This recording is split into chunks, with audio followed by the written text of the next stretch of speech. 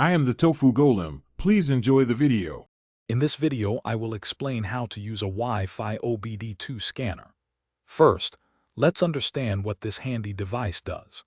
It connects to your car's onboard diagnostics port, allowing your smartphone or tablet to read vital vehicle data wirelessly. Make sure your vehicle is OBD2 compliant, which generally means it was manufactured in 1996 or later. You'll also need a compatible app for your device. This setup empowers you to diagnose issues and monitor performance right from your hand. Now let's get connected. First, find your vehicle's OBD2 port, which is typically located under the dashboard on the driver's side, often near the steering wheel. Plug the Wi-Fi OBD2 scanner firmly into this port. Once plugged in, turn on your vehicle's ignition, but you don't need to start the engine. Next, go to your phone or tablet's Wi-Fi settings and connect to the scanner's unique Wi-Fi network. Finally, open your OBD2 app and select the option to connect to the device. With your scanner connected, it's time to read those codes.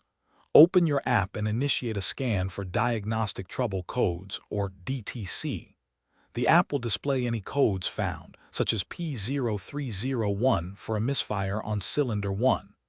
Many apps provide a database to help you interpret these codes, explaining what they mean.